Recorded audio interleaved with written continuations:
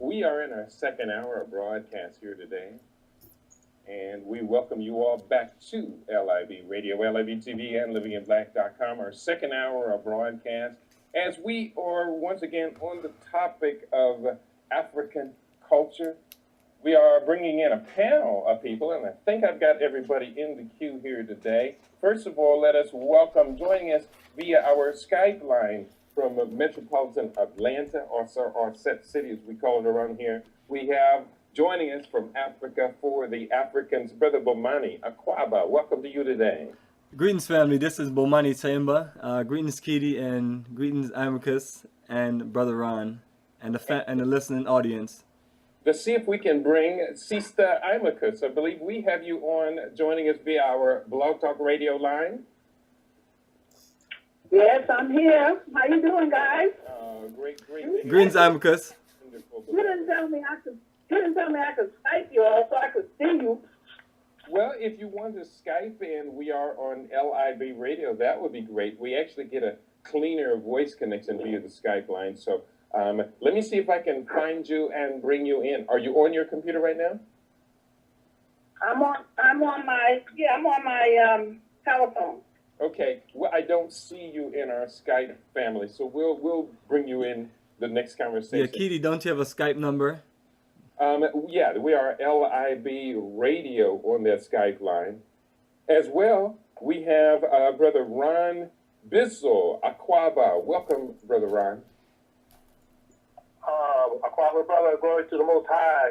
Respect to our elders. How you doing, brother? We black, we shine. We're glad to have everyone with us today. We are going to be talking about a number of issues centered around the tour group, the theme group of Africa for the Africans, as well as extending the conversation into ideas of repatriation, ideas of what is life like for Africans living in America or these extended travels, as well as helping our audience to dispel some of these mythologies that have still continued to be perpetuated about life for African people. So where do we begin this conversation, Brother Bomani?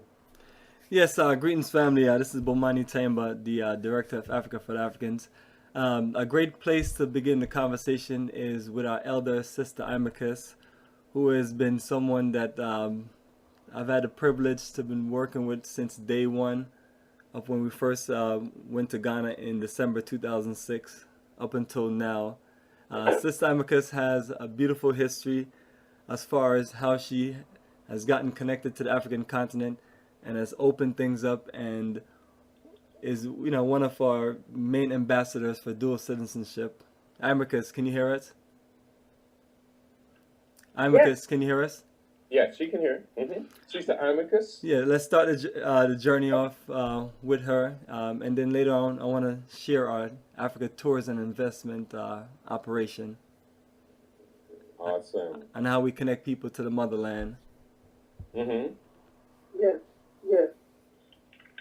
Sister Imacus, you are, of course, the proprietor at One Africa, one of our favorite stops on the Gold Coast. Can you tell people who've never had the opportunity to travel to the continent, what are some of the experiences that they could share when they come to visit you at One Africa? Well, our whole thing with people that come is to make their visit to us more than a tourist visit. It's a pilgrimage. You're coming to pay respect to your ancestors.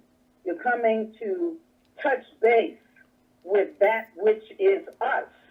And we're also coming to get rid of all of that crap that we carry with us when we come, that we bring from America. So, and there's a certain spirit that exists there in One Africa. And that's not just me saying it. That's the many people that come there. Absolutely. Once I pass through that gate, there's a spirit that descends upon me. And it's good. Oh, our thing is to let you relax. Let's talk about things that we do. How do we escape from America? For some people, it's just like, I just can't wait to get the hell out of here, and they just jump up and want to leave. Our thing is, let's sit down and talk about it. Let's talk about the opportunities that are available. Let's talk about whether or not you even want to do this. Because everybody does not love Africa like we do, okay? And, you know, it's to stimulate your mind, open up your heart, tickle your tummy, make sure your food is good, and give you a good family atmosphere, good African family atmosphere. So for the past, I don't know how many years, it's been so many, that I have been, I don't like to call it working, because I'm really not working, interacting with Africa for the Africans and people like yourself, Kitty, to make Africa what it is. And I'm so pleased when I get people calling me, telling me, like the other day, 3 women called me to tell me that they read my book. And they could quote for me out of my book. And what that book said to them after they got finished reading it, and they had visited One Africa, is that we're ready to move to Africa. Beautiful. Yeah. You know? I So do agree. there's certain work that was put on my shoulders to do from the first time I visited Africa in 1987. And my ancestors told me very clearly, if you do what we tell you to do, then we will give you the desires of your heart. And I have gotten the desires of my heart. That's beautiful. We also have Ron Bizzle in the conversation. And let's kind of put the same question, the same theme to you, Ron. Can you give us a little brief background about your experiences with Africa for the Africans, with international travel, and the culture that you've experienced visiting the continent? Yes, my brother. Greetings. My name is Ron Bizzle. I'm the director of Africa Hands-On Incorporated. I do community development work in West Africa, primarily in Senegal, and now I'm extending into the Ghana region. I went to the west of Africa since 1995, and I found my home, of course, and I would like to share with others about how they can create their own paradise, you know, with the natives of Ghana. Yeah. This paradise. And you want to find a place where you can find peace and calm. Your soul needs to breathe, because most of our people here, they have no idea what that is. Having your soul be able to breathe, be rejuvenated. That's what these brothers and sisters have set up there for us, Sister Amicus and Brother Bomani. And we would love for those people to experience this. And in fact, I know you've had the same experience yourself, and it's you can build your own future. And this is something that you can move ahead with. You don't have to be marching the streets here in the U.S. Marching the streets during your whole life, which is a duty and a deed for most. I mean, you have to move forward. But some of us can move forward over there in Ghana. There's places and things and plenty of opportunity if you're willing to put in the work. Mm-hmm. So very true. We're going to be taking calls throughout the show. There was one caller who's calling in early in on the show. So if you don't mind, let's take this call from area code 434. Your name, where you're calling from. Excellent. Peace and life. I am calling from Virginia, all through Virginia. Yes. And your name? And my name is Seven. I go by the Hi, name Sister of Seven.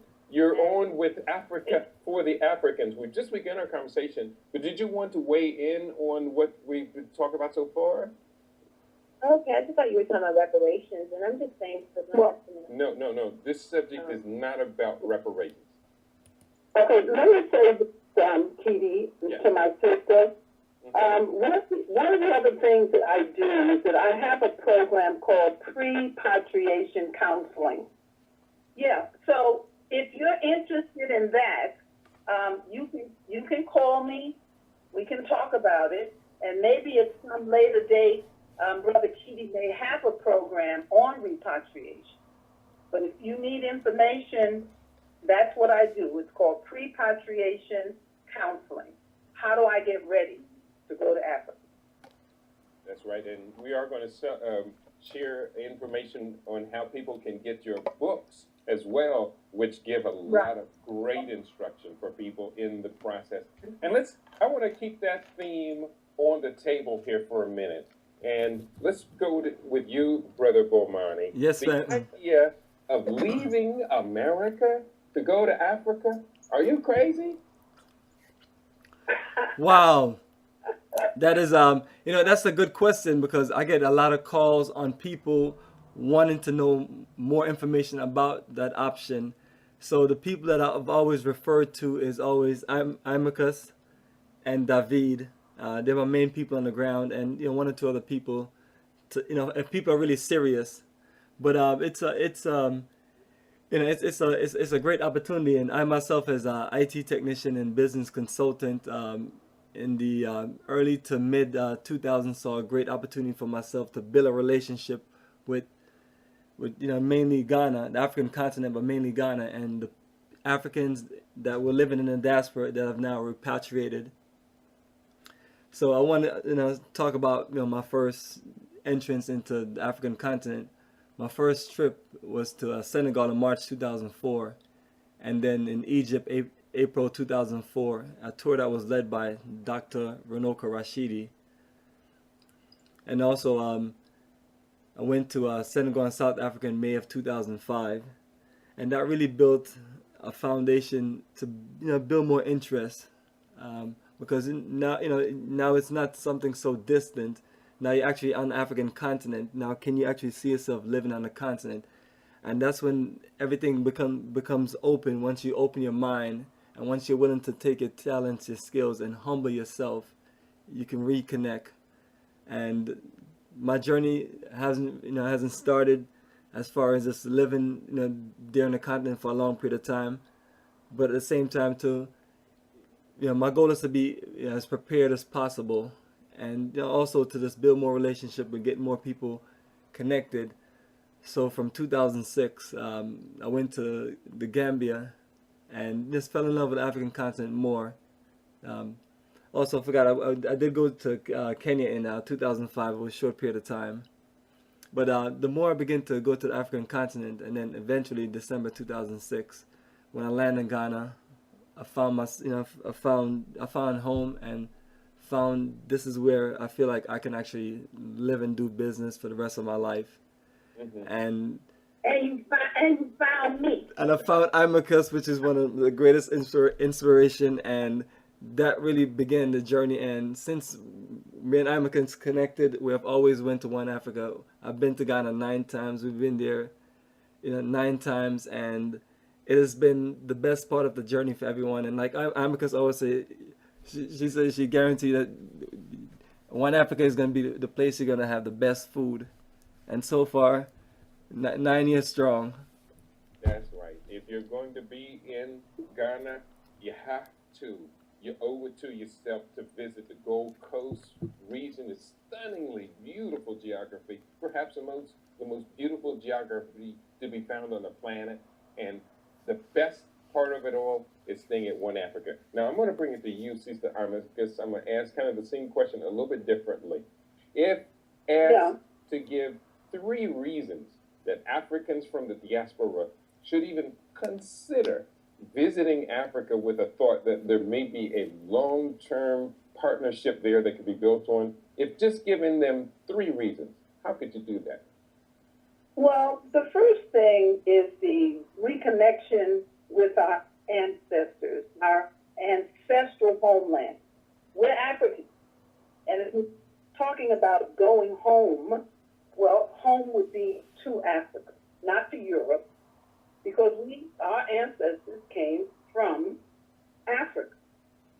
The second thing is that to give us an opportunity to really know ourselves, to be able to walk away from America with the confidence that it may very well be possible for you to live someplace else.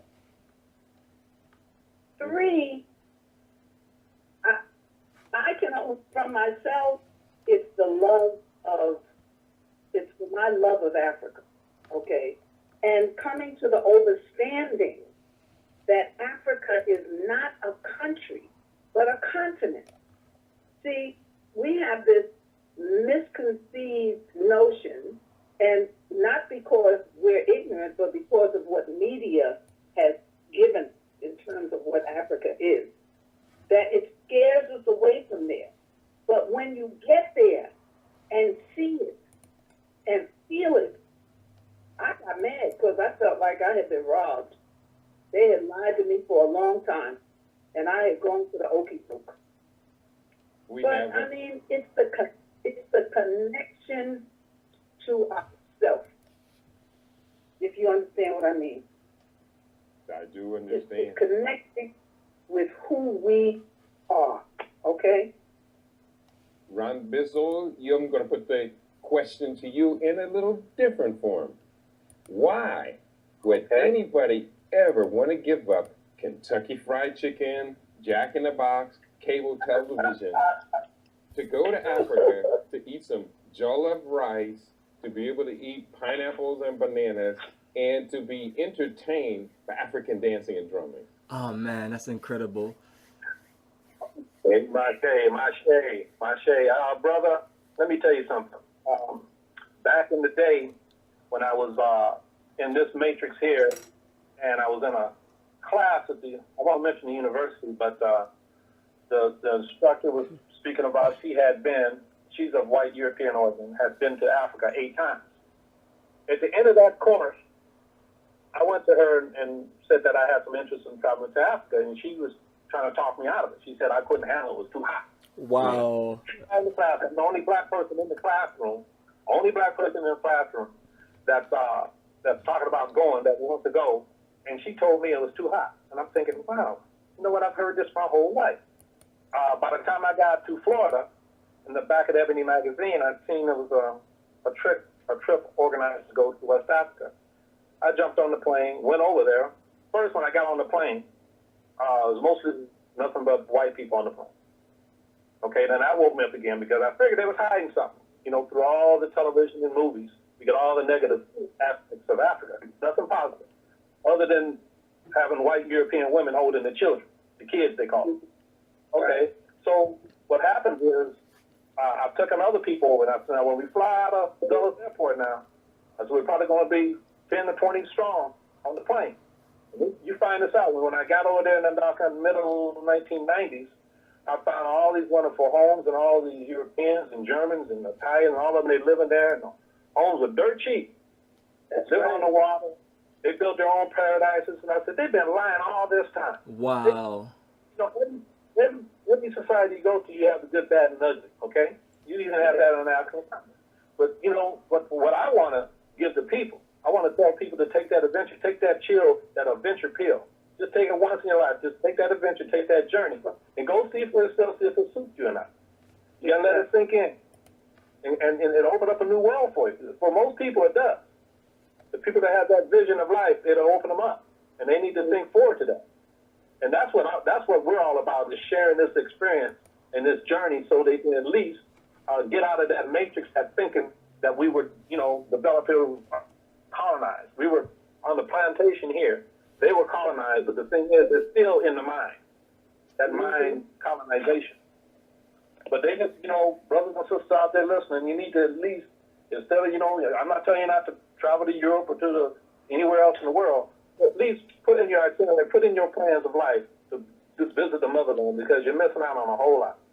Absolutely. And yeah, absolutely. And Ron, you just came back from what we call the Journey of a Lifetime, our annual Ghana Repatriation and Investment Tour, October 2014. Mm-hmm. What did they miss out on? Oh, my brother. One thing they missed out on, Sister Amicus. Africa. Okay.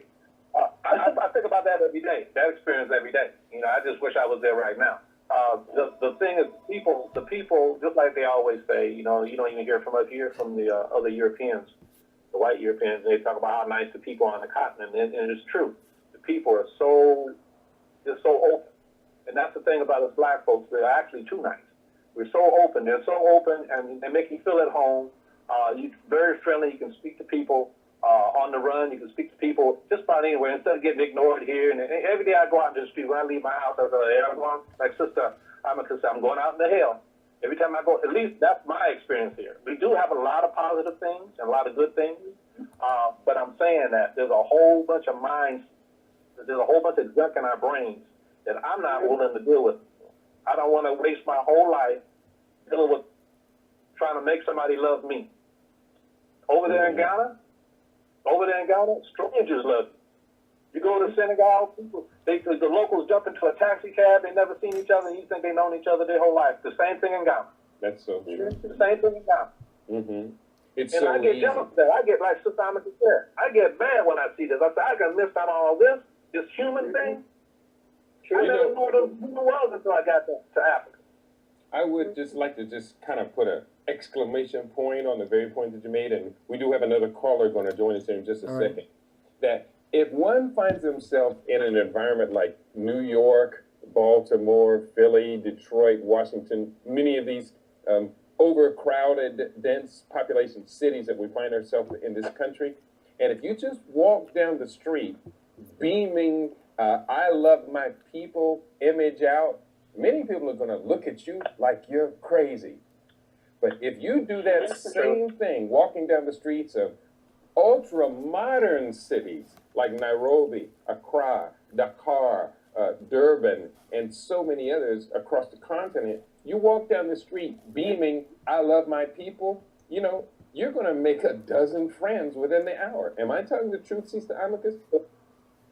It's true. It's very true. Absolutely. So friendly. I mean, I just came out of New York. First of all, it's too cold. People won't stop and talk to you. And when it's not cold, they still don't talk to you. You say, hi, how are you? Happy New Day. They look at you like they thought you'd fallen out of your treehouse. That's right. So true. Can we take Yeah. a phone call? Callers patiently holding on. Yeah, go ahead. LIB Radio. You're on with our esteemed Africa for the Africans panel. Give us your name. Where are you calling from? Baba Kitty? Yes. Oh, great. Okay, this is Dr. Ayo Handy Kendi. I wasn't sure if this was you calling me. Oh, no I problem, am my so Mama excited that I stayed on to hear this show. We were talking about Black Love Day. I give you all the greeting Nia Akoma, and the sister and brother, they're talking nothing but truth. I have been very blessed to pour libations at the gate of return in Benin, West Africa, and I was invited twice.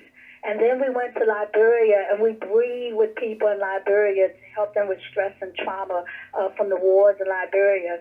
And the weather in West Africa is amazing. It's not too hot. It's just humid. Paradise. And, just beautifully similar to, I think, the West Coast and some parts of Florida.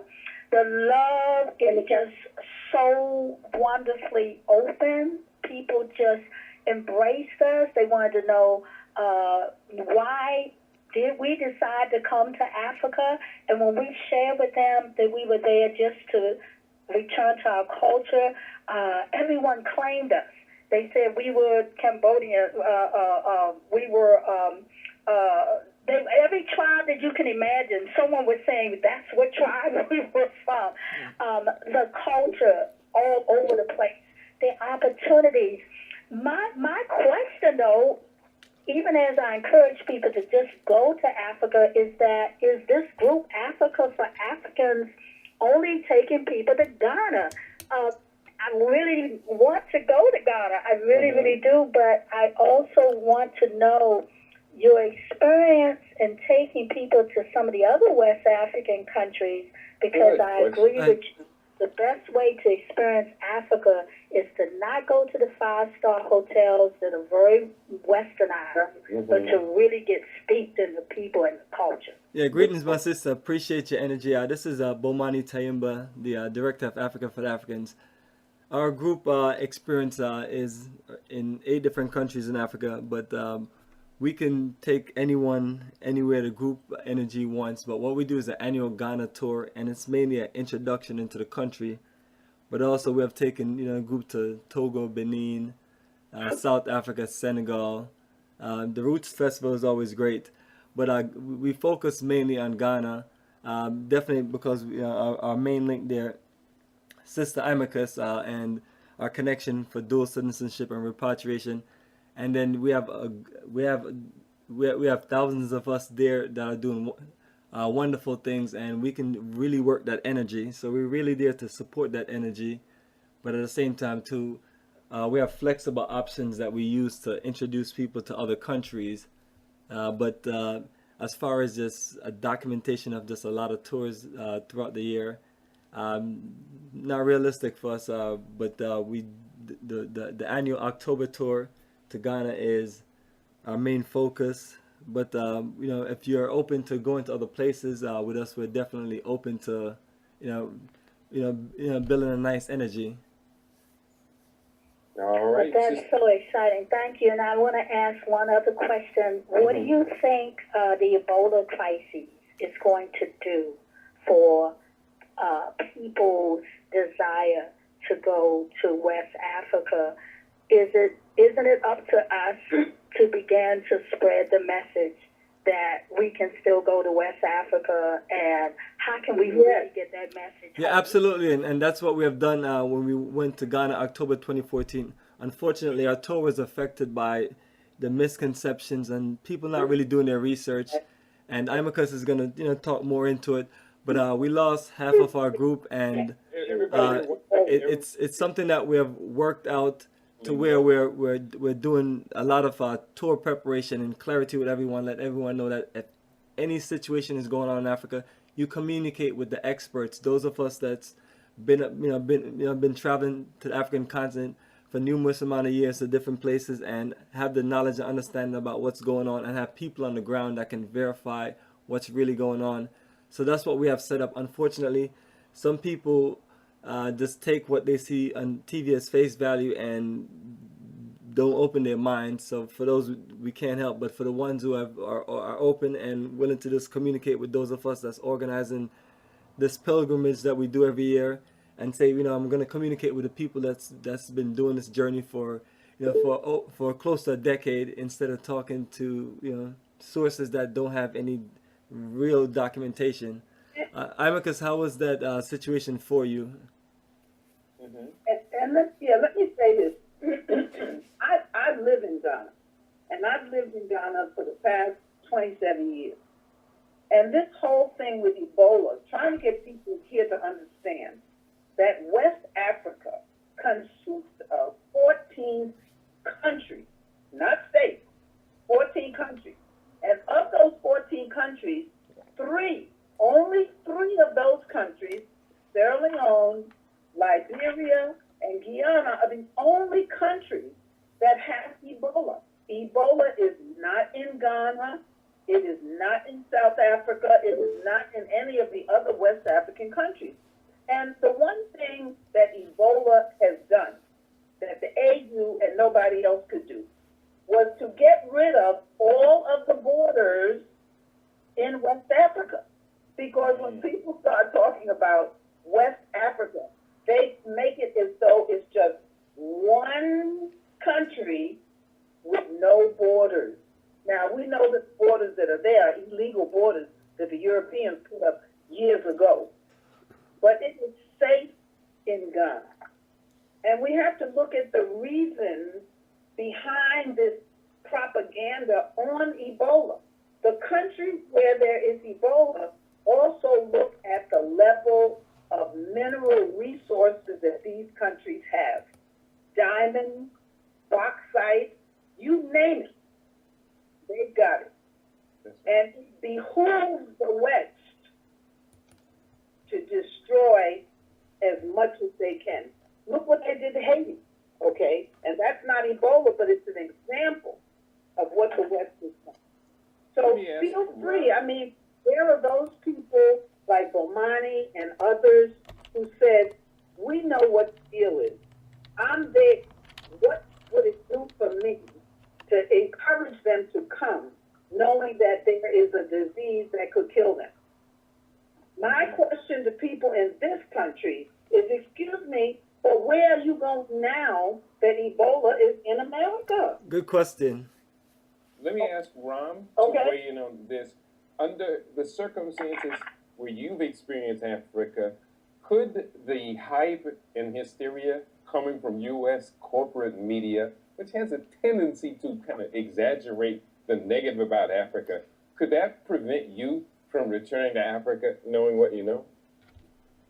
Well, in today's world, brother, the whole thing's about having people being frightened and scared, and this is the new science that they've been doing and making people unsecure. And confusion is the biggest weapon. If you were just to go on to the internet and look at those three countries that Sister Amika said, about Sierra Leone, Liberia, and Guinea, and just look at the embassies. They got brand new embassies there, massive embassy complex. Why would they build those embassies there? They're huge. They're huge all over West Africa. Your Senegal's got a brand new one. Guinea's got a brand new one. Sierra Leone has a brand new one. Liberia has a brand new one. And they have a massive complex there in Ghana also. But the thing is, there's interest there. There's interest, and then you have the cobalt. 75% of the cobalt is in West Africa. That's right. That's from West Africa. But mainly they're on that coastal area, the coast of Guinea. The thing is, and your phone's not going to work without cobalt. That's just one item. But the thing is, the propaganda, the Ebola is real now. Don't get me wrong. Ebola is real. It will kill you. But why would they send 3,000 troops over to Liberia if it's that dangerous? Instead of sending doctors, they sent troops over there. There's a reason for that. It's to protect interests. I don't want to get political, but I'm telling you right now, they'll scare the hell out of our people. And then it's just no different. It's no different. It's not going to keep me from going over there. But we need to go over there and do our works, because when you see white Europeans always over there handling the little babies and the kids and stuff, you don't see them coming over here to the United States and going to Appalachia and them doggone hills in Appalachia where all those poor whites live at, and even going near no children. That image is set up for the continent of Africa. Yeah. And you don't go around no white kids in this country. Yeah. Pick them up. You can go anywhere in the continent of Africa, and the children are going to walk right up to you. Right, absolutely.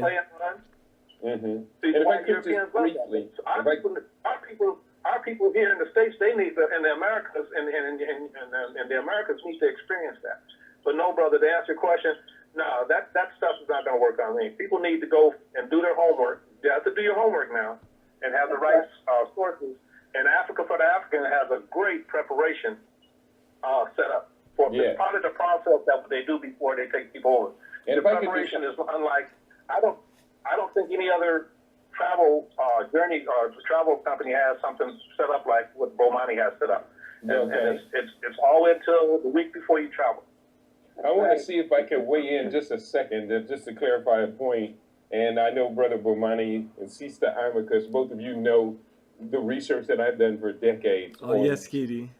Such as Ebola. When you say that Ebola is real, well, there are some very profound scientific sources, myself included. A group of Zairian, now the Democratic Republic of Congo, doctors would also agree that Ebola was resolved by African people at least 19 years ago. And the idea that, quote unquote, an Ebola virus as a dangerous pathological infectious agent plaguing African people is no more real than HIV doing the same thing, both of which have been debunked scientifically by a number of people in the past. I just wanted to clarify that point because that runs contrary to absolutely, Kitty. Great point. On LIB Radio. Bomani? No, I'm saying absolutely, Kitty. That's a great foundation of clarity before we proceed. And again, complementing just the fact that we as Africans are capable of solving problems and challenges facing Africa. Is that correct, Sister Amicus? Yes, we are. We certainly are. And the thing is that we have to be willing to take a chance, okay? We have to stop believing everything that we hear and move forward on our own. As I tell people who are thinking about repatriating, you need to talk to people who are doing what you're coming to do or what you're desiring to do. Talk to them. It doesn't make sense to talk to a group of Ghanaians who ran away from Ghana and are now living in America. Great point, Imicus. Talk to people who are there doing what you want. Worst that'll happen is that you'll come and have a vacation and you'll come back to America. But everybody doesn't want to live in Africa, and it's okay. Mm-hmm. Honestly, we don't want everybody to live in Africa. Absolutely, Imicus, and then that's why we do these wonderful, we call them the journey of our lifetime. Give our brothers and sisters a chance to reconnect to the motherland and have a spiritual pilgrimage. And most of us just it's the day-to-day crisis on a rat race, just working, running around, and we never get a chance to just get away and focus and connect to those that have the same conscious energy. And this journey allows you to just have that beautiful getaway with everything arranged for you and organized for you, and have it set up to where you just have to just go with the flow, and all of the documentation and details are available. And they get a chance to travel to the African continent, Ghana. With those of us with great experience. I've been there 9 times, and this is our 10th journey. And everything that we have access to, that we can connect, we just laid out for you. So if your goal is to really just to live and do business, you come and enjoy the journey first. Make your way around the country, connect with those consciously that's doing many different things, and then just put together a great game plan versus just running over to Ghana and thinking that everything is just going to work out for you. It's it's not the right way to to return to the motherland. So what we offer is a proper reconnection. And Ron traveled with us in October 2014, and my goal was to make sure he had the proper connection into Ghana. And Ron, how was your connection into Ghana? My connection was excellent. From the time I left JFK to the time I got to the airport and was greeted by our brothers and sisters there. It was connection, all the information, and hey, Brother Bomani and the host, Brother Baba, can I just reiterate on this, clean this thing up about the Ebola real quick? I'll be Oh, real sure, fast. go ahead, absolutely. What I mean by Ebola is real.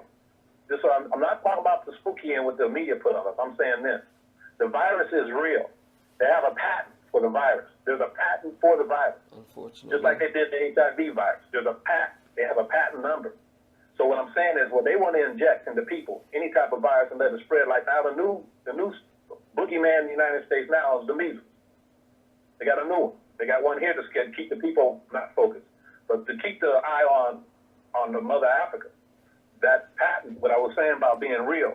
Like Brother Duncan, the reason why he died, he went into his apartment where his spouse was, and the nephews and all those people. They didn't come down with no Ebola, did they? Well, here's what I was The saying. media's not talking about that. We had this past Friday, we had one of the greatest authorities in the world from an African voice, and she's highly scientific. She's the author of the book, AIDS, Opium, Diamonds, and Empire, the Deadly Virus of International Greed. And I'm talking about Dr. Nancy Turner Banks was on with us this past Friday. Both she and I have deep scientific bases of biological investigations for many, many decades. And I'm going to forward you a copy of that conversation so you can understand why we so much say that when you believe in things that you don't understand and you suffer, that these so-called patents, I've seen them all, and I debunked them all. Yeah. But I'm just saying that these viruses that they come up with are laboratory. They're made, the same doctors that I follow there in California about the HIV virus. It's a laboratory rat. And I'm agreeing with you, brother, on that. Maybe if I could But just the virus is real. redirect, I'm sorry, hate to interrupt, but I do want to redirect the conversation because we have covered this in so much depth. I don't want our audience to be confused. Okay, go ahead. Okay. I want to give, there's a series of questions I want to put on the table that frequently come up in our dialogue. And if we could, since we have just about 13 minutes for the show, if everyone could make your response as brief as possible. First, the subject of dual citizenship. Sister Amicus, begin with you. Okay, there is no such thing as dual citizenship for those of us from the diaspora. There is a dual citizenship law, and the way that that law is applied, it is applied only to Ghanaians who have citizenship in other countries that recognize dual citizenship, like America. All the years that we have been petitioning, and as many people who have come out of Ghana saying we have it, as we speak, those of us from the diaspora do not have dual citizenship. The only thing that is open to us would be the right of abode, and you have to live in Ghana at least 10 years before you can even apply for it. After living for 10 years in Ghana, you can also apply for naturalization. Naturalization will get you to dual citizenship, all right? But right now, there is no dual citizenship in Ghana for us. Thank you for clarifying that point. Someone had put out some misinformation recently on that, and I just wanted our audience to hear straight from the source. Did anybody else want to weigh in on that subject of dual citizenship before we go to another subject? Okay, let me just ask you this, Brother Bomani. There are some people who have the mindset that investing their savings that they have in America's savings accounts in the banks and Wall Street, etc., that investing them in Africa is too risky. What do you say about that, Bomani? I was saying that that's all they need to, why they need to come on a journey of a lifetime and come to Ghana so they can get a chance to know the country, know the people who are repatriated, and also just get a good feel of the culture and understand that you're looking at a country that has a solid foundation, and you know we can link you with people who have done the same investments, and you'll see how it pays off. You know, especially when you get to a point of retirement, you can get your money set up to where you can live a higher quality of life. And Amicus can share with you those flexible options that you have when you're approaching retirement and you have Social Security and you have things like that. Because once you stay in certain parts of the state, the money that you're getting and the resources you're getting is not going to be enough because of inflation and the high cost of living itself. So you setting up an investment in Africa is very important because you don't want to just wait till the last minute. But once you make the journey, you get a chance to see for yourself that everything is secure in the country, and you have nothing to worry about. And we have many people who can validate that. Sister Amicus, The you Ghana are an stock investor. market is one of the strongest. Please repeat. Ghana stock market is very strong. Mhm. Yeah, and also Ghana is now listed as the second best place in Africa insofar as quality of life to be able to live, and that's really quite an accomplishment of which we're so very proud. And aren't we witnessing, and I know Ron, I hope you got a chance to see it while you were there, a significant amount of infrastructure investment and development taking place currently? Oh, yes, my brother. Let me tell you something about that development that's going on in Ghana. Ghana Association is so powerful and so strong and is gaining strength with the Americas. The Africa Trade Development Center here in Florida, they have a kinship already. This is what our people miss out on. They have a kinship for developing and doing business in Ghana. And when you go to Accra, in fact, to back up, Ghana is, I think it's in the top 10 developing countries in the world. This is what they don't put these positives in the Ghana to Africa. They don't want you to see. Like sometimes it says, it's booming. It's a boom. There's a lot of opportunity. Mm-hmm. But let me say this. Ghana's infrastructure is not as good as you might think it is. We have 24 to 48 hours of no light off, okay? And how often We does that have happen? no water. And is that everywhere in the country? Yes, Mm-hmm. our businesses suffer. Yeah. Now, isn't there Our currently? businesses, isn't there currently a lot of construction of highways, of rural highways, primary and secondary roads taking place, as well as, from my understanding, the second of Ghana's great hydroelectric power plants, the Grand Bowie Dam, is now open and producing electricity? My brother, if it is, it hasn't filtered down to us. Okay? Because I just spoke to someone today at home, and we are suffering because we go days with no electricity. We go days without water. Now, that doesn't say that they aren't building. In Accra, there are beautiful high-rise buildings all over the place. And if the only way I can run my business is with a generator, then there's something wrong. Okay? Do you see We live on top of the dam, and we don't have electricity. Do you see this as Visit me, come live with me, are two different things. Do you see this as an opportunity for engineers, scientists, technicians of a whole spectrum to come to Africa and engage themselves in a meaningful way? We need to have that because something is not being done correctly. If today we are still suffering with no electricity, Let me so ask you. much so to the point that if I don't have a generator, my food spoils. I'm in the hospitality industry, and we are suffering as a result of that. Besides Ebola, so we are suffering. And yes, they are improving road conditions and things like that, but the basic infrastructure has still not improved. They told us it was going to get better with the new generators and all the rest of that, you know, the new planes that it has not.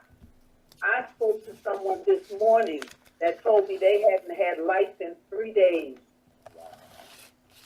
Well, Now that doesn't mean, understand something, that I'm not trying to discourage anybody from coming. All I'm saying is that if you come with the full knowledge of what's going on, you will be better able to deal with the situation. Solar energy is definitely a positive option. Unfortunately, solar energy is out of the reach of many people, so they don't have it. Another interesting note in terms of investing in Ghana, you now have to have $250,000 US with a Ghanaian partner to invest in Ghana, or $500,000 US to go in alone. Let me ask you And this. if you want to prove it, then you should go online and look at Ghana Investment and Promotion Council, and they will show you. Brother Bomani, let me answer this. As I had the opportunity to visit Ghana 4 times, 3 times with Africa for the African Org, we got a chance to travel around, extensively around not only Ghana, but also travel through Togo and into and throughout Benin. Along our journey, we saw a number of major construction projects taking place with the Chinese largely leading the engineering and technical aspects of these projects. Brother Bomani, some people say that the Chinese are the new colonial powers in Africa, and they're terrified of this possibility. I'd like you to weigh in on that. Yeah, absolutely. It's very painful, and the Chinese have been there for a long time, but I think one of the main opening came from the AU conference in China a few years ago that opened up a lot of their investors to take over a large project on the African continent. And it's very painful because a lot of our brothers and sisters have the same skills. So what I would say to our brothers and sisters in the diaspora, this should be more of a reason why we should organize our skills together and take over big projects on the African continent. And those things are available to us, but a lot of times we have to put the work in and get things organized and make a great strike at it. So it's very painful, but at the same time too, we just have to step up our game a lot more and move a lot faster. That way, our continent is not colonialized by Chinese and other Asians. Mhm. And one of the points that I observed is that many of their construction projects use beautiful new machinery, caterpillars, and other heavy equipment that were made in America but imported to Africa by Asian countries. Is there something wrong with this equation? A lot of things just don't add up. And when you're dealing with Asian engineers and construction folks, they're bringing their own equipment. So it's this is one of the frustrations. Like every part of these things that are going on, we're not involved in the development and the growth of Africa, or so this is why we push our Africa for Africans tourism investment, so we can get people focused on things that we can come together and work towards. We're near the end of our show. There are so many questions and comments that I would love for this panel to share with our listening audience. Let's just take about maybe 2 minutes apiece to kind of wrap up the observations, give contact information as well. Let's begin with you, Brother Ron. For people who need to know more about what you observed in Africa, give them a couple of points of what you observed, and as well, before you close, how can people maintain contact with you? Yes, the main thing is do your homework, get your preparations done. You need to get connected with organizations like Africa for Africans and Citizenship, One Africa, and they have all the connections there in Ghana. If you're interested in going to Ghana, they can have you into a situation where you're not spinning your wheels, so to speak. You don't want to go and travel to the continent unprepared. You don't want to do that. So it's like I say, it's a place where you need to go and if you're looking, what we say, to find yourself or find your connect with your spirit. This is what we're putting on the table for those who are so enchanted with traveling to Europe. They need to at least make one trip to the motherland. That's all I'm saying. Just make that effort, make that investment into yourself, and proceed. And like I said, I don't want people to miss out on an opportunity that others are gaining from. Awesome. Right. And people can maintain contact with you, Brother Ron? Oh yes, you can. I'm connected with Brother Bomani, who's connected with Sister Amicus. That's how I found Brother Bomani was through Sister Amicus on just on YouTube. Okay. I found both of these. These are precious gems there. These two organizations. I agree. So and you can contact me through Africa for Africa. All right. Let's go with you, Brother Bomani. Your final thoughts about why you keep bringing more and more and more people to Africa every year. How many people have you brought to Africa in all your trips? Yeah, appreciate your energy, Kitty. Yes, I've done 9 journeys to Ghana from December 2006 to October 2014, and it's been a total of 180 people, so about 20 per tour on average. But yeah, 180, and right now we're looking at the 10th journey, October 2015 coming up. And we're looking for that to have about 30 to 45 of us, and we're looking to open a lot of things up. We're looking to go to more land sites. We're looking to connect more about repatriation. We're looking to share more information about investments, and we're looking to share more with our group as far as our network there on the ground, people who are living and doing business. And we're going to a fresh new region called the Brong-Hafo region. We're going to a wonderful eco village that's owned by a sister from Jamaica. Her name is Nunet. And we have a chance to build fresh relationships with her as far as land development. So it's just a lot of wonderful things there that we're looking forward to. And as I begin to work towards building my business enterprise there in Ghana, it's always this great energy that's coming there, reconnecting with Amicus from One Africa. But what I want everyone to know that is, if you're interested in traveling to the African continent, take a journey like what we have. And we have all of the preparation details laid out. We have 9 galleries of photos on Facebook. tons of videos on YouTube, over 330 videos that showcase every single aspect of us there in Ghana, just traveling around the country. And this, when you do your own research and check things out for yourself, you get a chance to just have a better experience. And that's our thing. Follow through with the information. Connect with me at any time. My direct number is 404-931-9429. The website itself is africafortheafricans.org. And once you get on the website, you see all of the details on the main menu. The website is very interactive. It will take you to YouTube, and the YouTube page is youtube.com/Bomani2007. You can type in things like Ghana or repatriation, and videos and information will come up. And let's check out the details. And if you're interested in going to a different country or doing different things, we have many flexible options. You just need to communicate. And also, one of the best ways to understand our program of what we do is our Ghana tour book. And the tour book, usually we don't have enough to give to everyone. We usually make it for our staff and crew there in Ghana. But you can get access to it on the main menu of our website. It will say Ghana Tour Books. And you can click on it. There's a PDF and a JPEG image version. And you can look through it, and it will tell you about my background, my staff, crew, and it will tell you about all the things that we do in Ghana. So go a little bit beyond the website. Awesome. Thanks so much, Brother Bomani. Sister Iamakus, you got some free meals coming over if you just come over and visit me out here in the desert. Excellent. I'm on my way over there, Brother Keaty.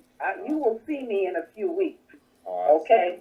That's so I'm beautiful. currently traveling around, doing some lecturing, trying to raise some money for some projects that I have in Ghana. Mm-hmm.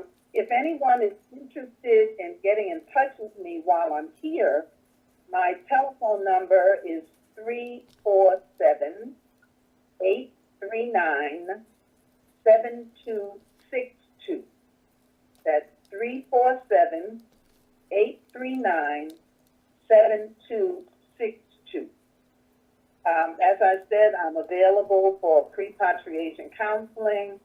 And what I want to say to folks is that if you ever had a dream, that you should live your dream. And you don't have to wait until you become a senior citizen to have a bucket list. Make your bucket list up now and begin to do the things that you've always wanted to do. Mother Africa is there waiting to embrace you. Everybody is not going to love you. And as I tell folks, leave your rose-colored glasses at the airport in the country that you're coming from. And come with an open mind, an open heart, and no great expectations. Then you won't be disappointed. So But true. you are definitely going to have the experience of a lifetime. If you come with Bomani, guaranteed he's going to make sure that all bases are covered. If you come on your own with small groups and come directly to One Africa, we are going to give you a life-changing experience. So don't be afraid. Come on home and let us tickle your tummies, all right? And as I tell people up front, I don't have a television in our place. We don't have hot water. We don't have telephones in our rooms, but we will give you something that you cannot buy anyplace else on the continent. It's It's amazing that you don't have those things there, but it's always the best place for everybody to go to because you get a chance to just reconnect with nature. Yeah. Yeah. To reconnect with what's real hear and authentic. the small voice Mm-hmm. Yeah. that And exists in all of us. our listening audience and people who've been viewing this on Facebook have seen this image of this beautiful hotel resort on in Kosovo on the Volta River Dam or the Volta Lake, and the colors in here, the deepness of the greens and the reds and the beautiful blue sky and the mountains and the Afrikiko hills. Just paradise. covered.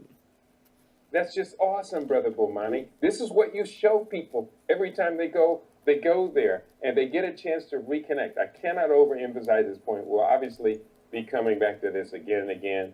I thank you, Brother Ram. I thank you, Brother Bomani. I thank you, Sister Imicus, for once again, for coming into this house and sharing something that we value so greatly. Well, appreciate you, Brother Keaty, and appreciate you also being instrumental to the birth and the foundation of the Africa for the Africans tourism investment by coming on our journey October 2007, 2008, and 2009 and making those some of the most successful and largest groups of all times. Appreciate you, brother. You're forever. Chip again for this year. Hopefully, I'll be with you, if not this year, next year on a regular schedule again. And I can spend more time at my favorite place on this planet. One Africa. Ashe. Ashe. We should love you. Thank you, John. All right, I appreciate everybody. Take care. Appreciate you, Keaty, and all the listening audience. And just reach out to me and we'll get everything going for you.